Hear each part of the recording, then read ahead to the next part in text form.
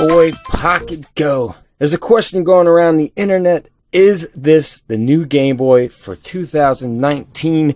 But this isn't only the contender for that question. The LDK Game Horizontal is also up in the running for that question.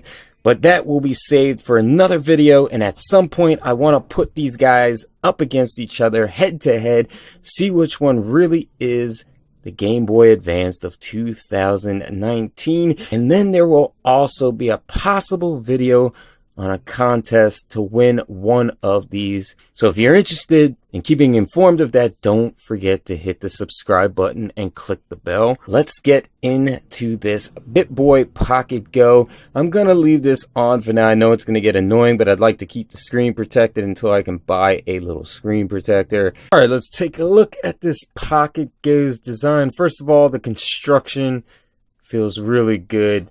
It's not extremely heavy, but it actually feels like you're holding a Gameboy Micro in your hands.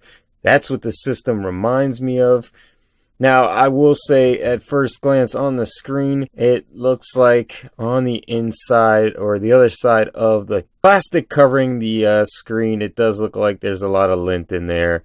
So when they were building this guy, they didn't take any precautions for lint not getting in there, so that's a little bit of an annoyance for me.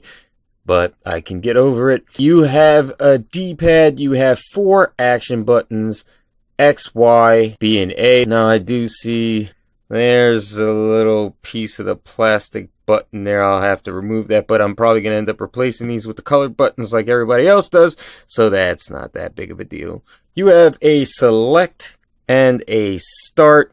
On the top here, you have a left and the right. You have the SD card. You have the AV out, which probably not going to use that, but it's nice to have. It would have been nice if it was an HDMI, but you have a micro USB for charging, and you have a headphone jack here and the reset button.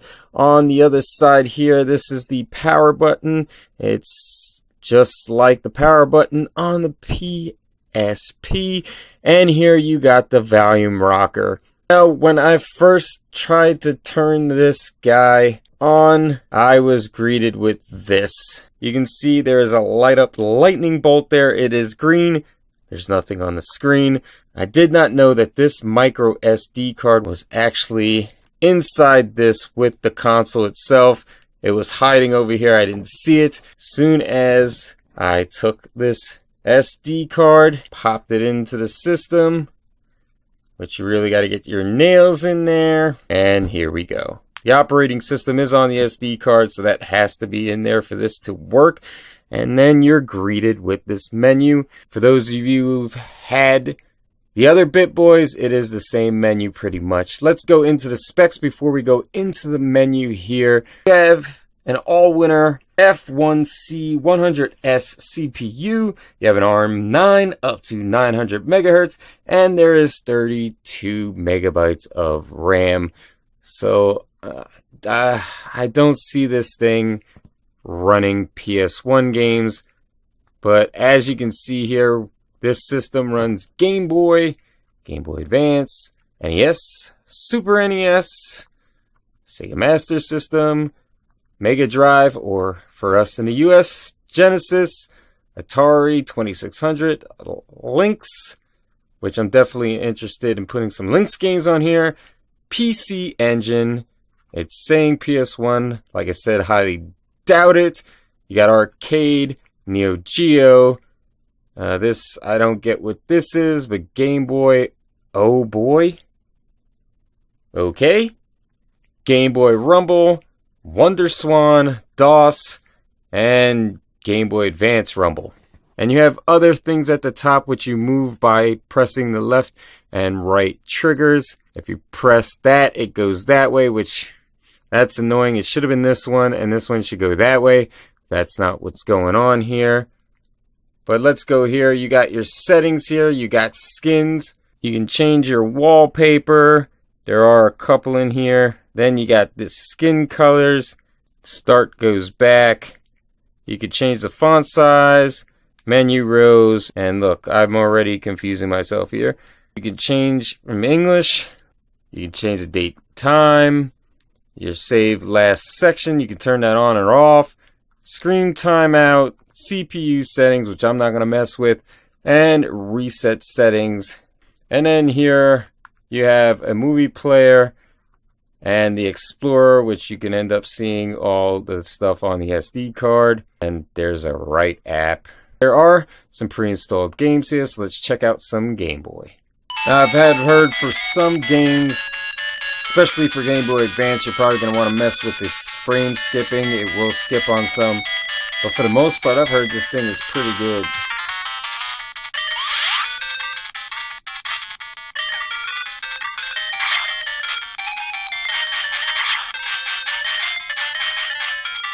So far, this game's running fairly well. It's a pretty good experience. Except for that flickering. I don't know what that was. Ah! Did I ever mention that I suck at Mega Man?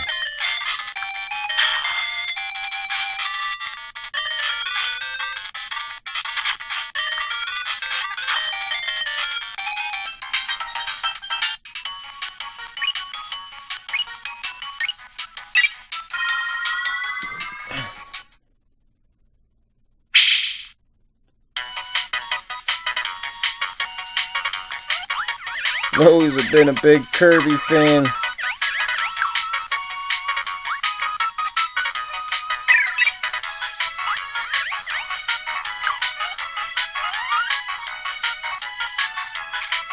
Come on, you guys.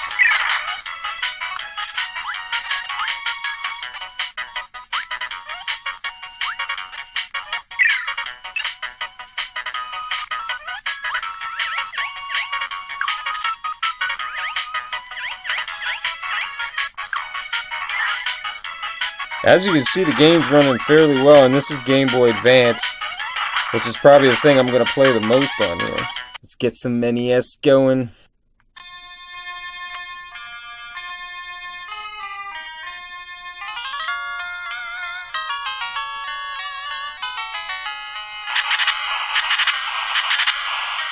The speaker in it's not too bad. I mean, with some games it's not overly loud.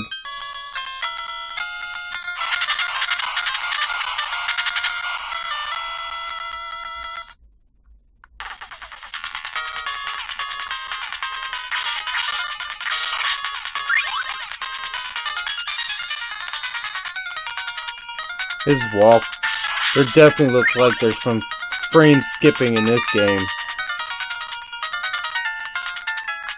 So that'll probably be one of the games you'll probably have to go into the emulator settings and change that. You can see it looks a little slow. I've never actually played the original game on the NES, so I don't know if that's the way it's supposed to run, but I don't think so. It's playable though.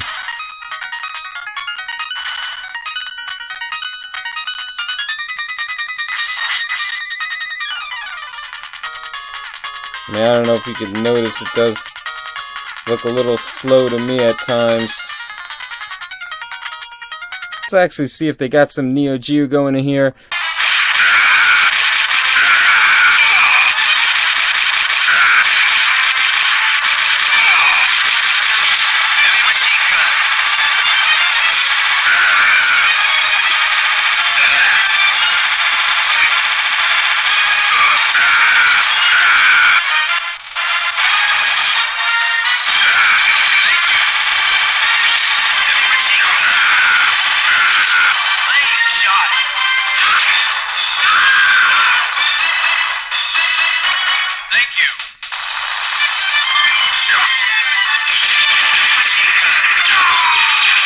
And I'm bad.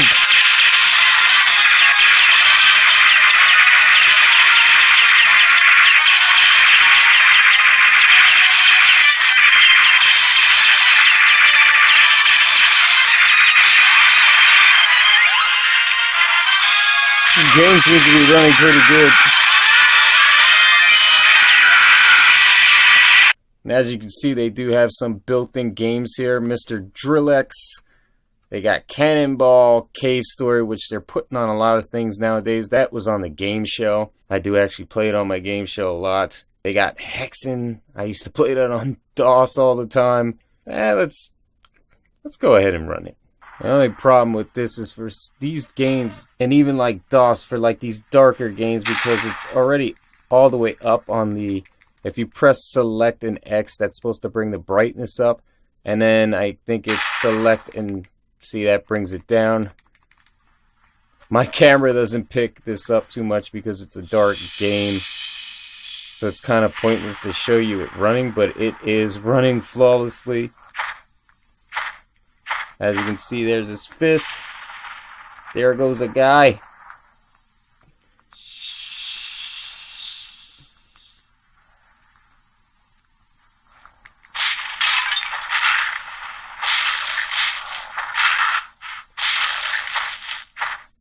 I really want to get some PlayStation on here, so I'm going to go ahead and try that and see if that works. And that's probably going to conclude this video so far. I'm in love with the system. Alright, before I get into what I actually want to test on this thing, because obviously you guys, as you've seen, and as you probably already knew before I tested this, the 8-bit, 16-bit games are going to work. This PS1 is something that I really wanted to see if it could possibly work on something this small. You do want to watch out when you do put the SD card in your computer. I don't know if it was just my computer, but 3 different or even 4 different folders pop up. And if you don't watch the first time, I started closing one because it pops up a error message and says it can't connect, so I just started closing crap. And then I was greeted with one folder that only had Game Boy and Gameboy Color and none of the PlayStation or anything else. So you gotta watch. One folder will pop up and it's called main, and that's where you'll find the ROM folder, and that's where you want to dump your ROMs into different emulators or different systems folders. Also, if the system happens to go off, the only button that'll wake it up is that reset button on the top there. Let's go ahead, let's get some PlayStation running. I have tested it, but let's see how it runs. Let's go ahead and try some Castlevania Symphony in the Night, which is a very expensive game to get on PlayStation. I want a copy, but it's expensive. And as you can hear, you do hear some choppiness if my mic is picking it up on my headset. And if you watch down here, that frame rate will drop. And it does sometimes dip down pretty low, but the game is playable.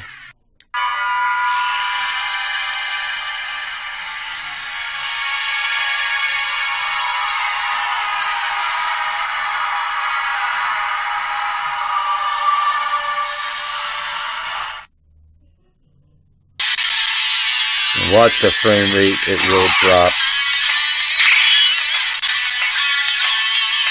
But the game is playable. I mean, every so often you'll have some frame rate issues, some audio quality issues.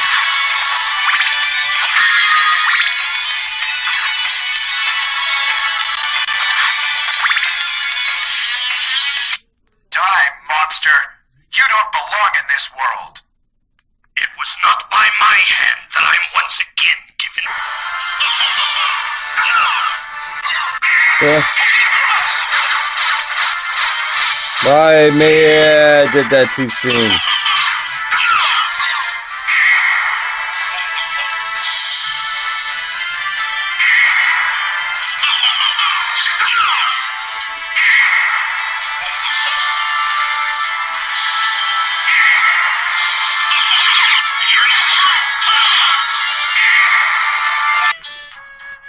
Yeah, I'd assume a lot of your 2D games for the PlayStation will play fine on here. Every once in a while you get choppiness, as I said, and some frame rate issues, but so far it's running at close to 60 frames a second. Well, I came across the first issue. I couldn't get this Azure Dreams to work because it wouldn't select the memory card. So there are going to be some issues with some of your PlayStation 1 games, but I think there are going to be a lot that you can get working on here. There is one game I do want to get working on here, but I unfortunately don't have the ROM. I do have it on the original PlayStation, and that is Heart of Darkness. But either way, let's get into my final thoughts on this Bittboy Pocket Go. Well, I'm absolutely in love. The Bittboy Pocket Go, I think, is amazing, and I'm glad that I held off on getting some of the other versions of the Bittboy because this is by far my favorite. And to answer the question in this video, is this the Gameboy Micro of 2019? Hell yes, it is. This system works, in my opinion, almost flawlessly. There are some issues here and there, some frame rate issues, but for the most part, this is a pretty good pocket size emulator, and it's probably going to go with me everywhere now. It does decent on some PS1 games. I didn't get to test any of the 3D PS1 games because I just don't have any of the ROMs as of now. The buttons work great, the D-pad's decent, the start and select are great, the construction of the console, I think, it's just overall, I am just in love with the Pocket Go. It has a great screen. The screen is really vibrant. If you're just looking for a small form factor Gameboy Micro, you dumb mother looking device, the Pocket Go is it. This is it. It's not just the Game Boy of 2019. It's the cool Gameboy Micro of 2019. Now, I'm not going to go changing the buttons on this video. I know a lot of people have done it, and I've seen them do it.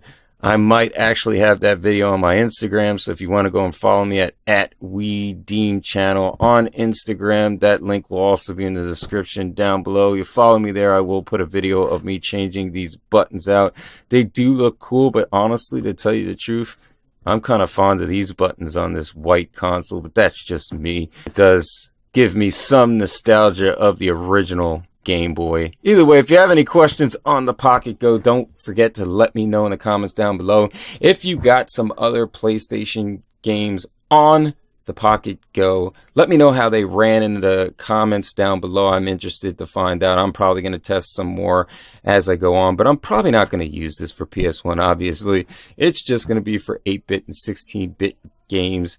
If you liked what was contained in this video, don't forget to hit the thumbs up. If you thought this video sucked and everybody else's video was better, go ahead, hit that thumbs down. If you found the content in this video to be of some sort of value, don't forget to share amongst friends and the rest of your social media. And as always, don't forget to let me spend my money so you don't waste yours by hitting that subscribe button.